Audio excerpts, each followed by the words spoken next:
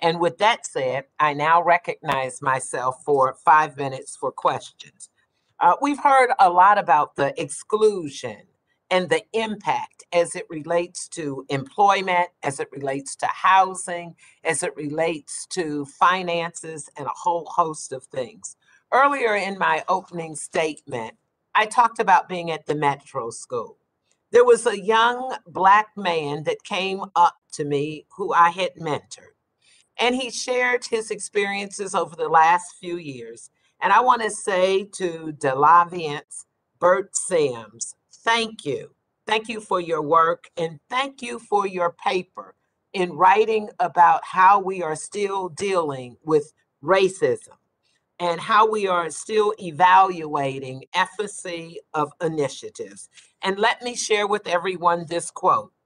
He said, for example, financial support of the initiatives are not always present in the amount that's needed. We heard that from you. One of the most frequently reported suggestions for better efficacy and equity is better and more commitment to financial support of the initiatives over a long period of time. We need to give more support to our topic today, and hopefully, this is just opening the door. With that, let me ask Mix Watson. There are individuals in the LGBT community plus that feel alienated from accessing traditional financial services due to implicit and explicit biases from bank employees. Could you recommend some suggestions or practices that financial institutions can employ or create to be more inclusive? So yeah, as you mentioned, LGBTQ people, and particularly transgender and gender nonconforming people, do experience harassing and insensitive treatment, frequently from customer service representatives and from financial professionals when they seek financial services. And in order to address that, I do think that it would behoove many financial firms and professionals to engage in cultural competency training in order to increase their understanding and awareness of LGBTQ people's identities and how to provide sensitive and affirming services for them. Okay, thank you. Only because the clock is ticking. Ms. Johnson, at the federal level, there are no fair housing or credit protections based on sexual orientation or gender identity. Can you share with us if you've had any experiences with LGBTQ plus individuals being denied housing due to the absence of these protections? Is Ms. Johnson still with us?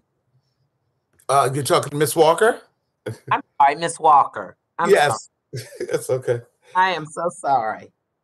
Yes, many trans people are denied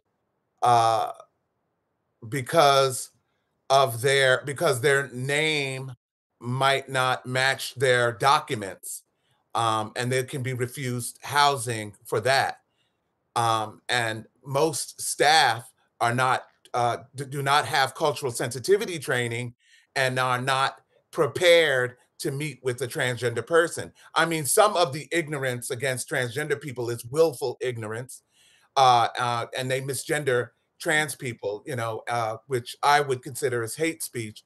However, with more ongoing cultural sensitivity trainings to handle TGNC and B customers, I think would be appropriate. And also to change the documentation, change it in the computer.